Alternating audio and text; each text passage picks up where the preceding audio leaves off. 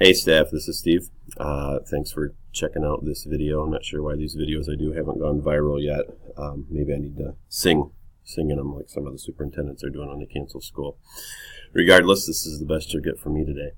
Obviously, we canceled the planned half day of professional development for last Friday, which was February 1st. Made a lot of sense to do so, given that we had all those days off of school. If we hadn't done that, students would have had like 26-minute class periods on Friday, and that would have been their education for the week. We were able to do this pretty easily, so a big factor was we have enough PD that we've offered this year to meet our minimum goals. So we don't need to make the time up, and there are some things that Mrs. Nickel and Mrs. Carlson were going to do that we'll just push back to our next collaboration day. But there was some stuff I was going to present to you that I want to get out to you in this format because likely it's on a lot of your minds. So without further ado, I've got about 10 slides. I'm going to kind of narrate over them, and then you have access to this slide presentation as a Google Doc for you, or Google slide, I should say, for you to go back to as needed. We're going to cover SLOs, both the current and the future version, and we're going to cover teacher self-reflections and the mid-year meetings that will happen after that. Just some current stuff for you, and I'm not going to read all of this because you'll have access to this presentation to look at as closely as you want. But most of the teachers need to have their SLO data submitted to me by 7 a.m. on Monday. For most of you, this is going to be 35% of your year-end evaluation. Reminder that ELA math teachers in grades 7 and 8, we still currently need to find a way to incorporate last year's MSTEP data. With some things falling off of my plate and with a little bit of time before some things like testing get onto my plate, I do hope to start looking more closely at how we're going to do that. So those teachers will hear from me individually, hopefully within a month or so. A reminder, too, that all teachers, all 24 of you, we have a shared score. It's 5% of your total evaluation. And that is a 4 out of 4, and that's based on last year's 11th grade SAT results, so that's money in the bank if you want to think of it that way. The remaining 60% of your evaluation score comes from the 5D rubric, and that's based on the current state statute. There's always a chance that law changes to take it back from 40% to 25%. That is something that MASSP, among other ed groups, are advocating for very strongly. And there is at least a glimmer of hope that that will happen. But currently, the law says 40%, so that's what we're planning for. And then number 3 down here is probably where if you haven't been paying attention to me yet, you want to start. We're not going to require a second SLO this year. When I started the year, I did anticipate we would. The reason that I'm not requiring a second one this year simply is your workload, your stress, your anxiety. I don't want to put that on you right now. I think we'll be okay just using one for one more year. So that takes us to my mentor, Homer Simpson, here with some future FYIs and some points to ponder. We eventually do need a second SLO. We can't go without it forever. Think about what you'd prefer. And I've got 3 options that I thought about here, and there certainly could be more. You could do one SLO each semester. Just picking on Mr. Lasecki, I know he did his Algebra 2 class in the first semester. Mr. Lasecki could do Algebra 2 in the first semester. He could do Algebra 2 in the second semester. We'd have 2 SLOs in the year. Another opportunity we could look at is 2 SLOs in one semester. So again, picking on Mr. Lasecki, he could use Algebra 2 in the first semester, and he could create a new SLO for maybe his calculus students in the first semester. So, keep it in the same semester, but do 2 classes instead of 1. And then C is something that I would really like us to look at, not to tip my hand about how I necessarily want to steer the conversation, because I do want your input. We could have a separate SLO form from a specific population of students. We don't have a lot of diversity at Sandusky High School, but we do have about half of our students or more that come from low socioeconomic backgrounds. So if you can picture this, you'd only create one assessment, so probably the assessment you've already created, but you would report out 2 sets of data. One would be that of the whole, your entire group of students, your entire population. The other would be a subset of that. So something that I'll probably have us do in some of our later teacher collaboration time is just take a look and see what that looks like with our current data. Give you some information that lets you know which of your students are deemed to come from low socioeconomic backgrounds, and then what does your data look like there? How are those students performing with respect to that of the whole? So in some respects, it's a little more complicated in looking at the data. In some respects, from a creating assessment standpoint, it's easier because you don't have to create a new assessment, but something for us to consider for sure. But then most importantly, what have you done with the SLO data that you have? Have you looked at this just as a compliance piece? And I think it's fair to say from where I sit, I think a lot of you have.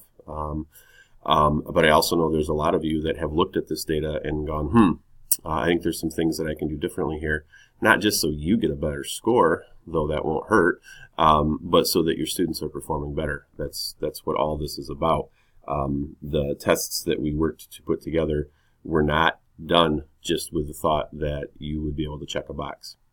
It was done so that you would have rigorous and authentic assessments that would be a measure of your impact on the student's achievement, and then give you some places to look at on how we can start to move the needle. So I want you thinking about that when you get to your SLO reflection.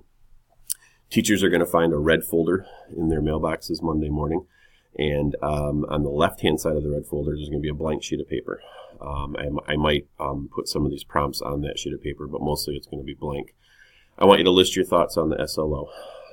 I've got 5 different things here for you to consider, just so this video doesn't go too long. I'm not going to read them out loud to you right now. Again, you have access to this slide, so you can look at it when you want. But these are things I want you to put your thoughts down to me on paper, and you'll put it back in the folder when you're done. And we then start thinking about the mid-year meeting. And I looked, not high and low, but I looked a little bit for a quote that kind of reemphasizes my goal for this whole process, and that's that we strive for continuous improvement instead of perfection. And I know that year-end evaluations can be stressful for some of you. They might be frustrating for some of you. My goal is to continue to work with all of you, develop my own skills as your observer, as your instructional coach, ultimately as the person who does the evaluation, to help you get better at your craft, remembering that where you are right now is perfectly fine place to be, but we want to continue to try to get better, and we want to continue to try to get better for the benefit of our students. So this kind of sums up why we're doing the mid-year meeting. I want to work with you from a coaching standpoint as much as I can, and not have you all see this process so much about the evaluation. So in that red folder on the right-hand side, you're going to see a sheet that looks like this for each of your focus areas. This just happens to be P1. So I use the snipping tool. So a shout out to Mrs. Nickel, but I use the snipping tool to put the actual language of the rubric at the top of these sheets of paper. Though you don't see it, a lot of you remember, this would be the basic column. This would be proficient. Far right would be distinguished. And far left would be unsatisfactory. The language that follows in the indicator focus, role of teacher, role of student, I had access to some work that Colin Ripmaster of MASSP did. Colin, I don't believe any of you have met Colin. Colin is the state's, I'd say, preeminent 5D trainer and coach. He has led a lot of the training that I do. And what Colin did was he took a lot of this language and he made it more, I'd say, teacher-friendly. So the indicator focus is, what do I want students to learn in today's lesson for P1? So what we have in indicator focus is taking the language of the rubric and putting it into a question or a series of questions that help shape the teacher's mind about what this indicator is truly about. In the role of the teacher, these are things that teachers should be doing to as they strive to reach distinguished in this indicator. And then role of the student, these are things that students would be doing in a teacher's classroom, again, if we're striving to reach the distinguished end of this. Again, you will have a sheet that looks like this for each of your focus areas, not for each indicator within the rubric. And what I'm asking you to do then is a close reading. We've done some close reading activities before. It's been a couple of years, but I know you're all familiar with the terminology. If for some reason not, give me a shout and I'll help you with it. But I want you to connect the indicator focus to your existing notions of the rubric. I want you to look at the role of the teacher. Are these things that you're doing? If not, why? And look at the role of the student. Are these things that your students are doing? If not, why? And then on the bottom or on the back of that sheet, you'll need to do these 4 things down here. State an action plan, state questions and clarifications that you have, list supports that you need, and then that, along with your SLO reflection, is going to form the focus for our mid-year meeting. You're going to turn the folder into me by Friday, February 8th. I want to start scheduling the mid-year meetings ASAP. So the meetings themselves will be held between the week of the 11th and 15th, and then the week of February 25th and March 1st. You should expect that these will be 30 to 40 minutes long. A quick meeting is not going to do anyone any good, so we're going to be very focused on the contents of those red folders. You will do this during your conference period unless you make special arrangements. I can always do one before school, do one after school. I can be pretty flexible, but I'm going to start with the assumption that we'll do it on your conference period. Focus of the meeting is the content from the self-reflection. We're not going to stray away from your focus areas. We're not going to stray away from the SLO. If you have other things that you want to meet to discuss with me, I respectfully ask that you schedule a different meeting to do that.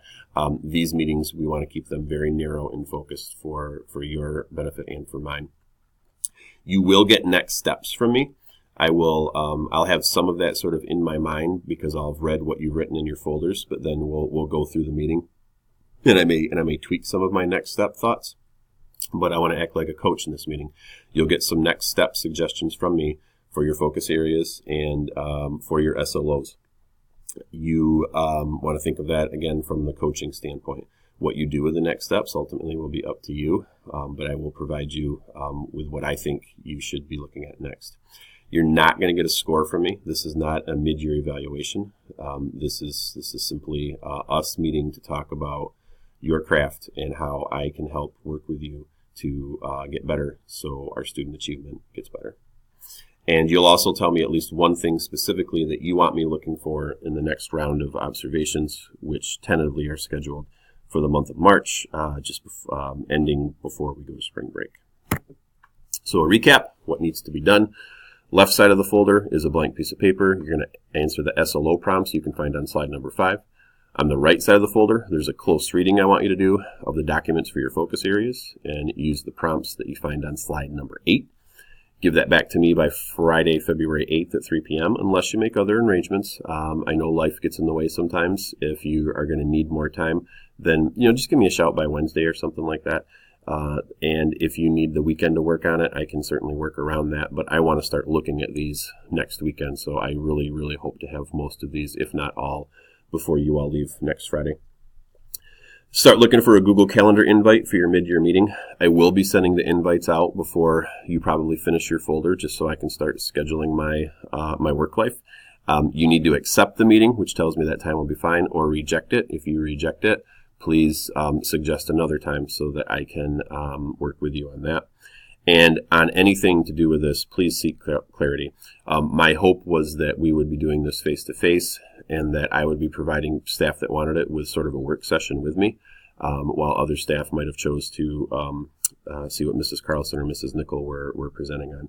So we did lose that. I think a lot of this can be done on your own, but if you need clarity, please reach out to me. Call me, text me, email me, stop in the office, whatever works best for you.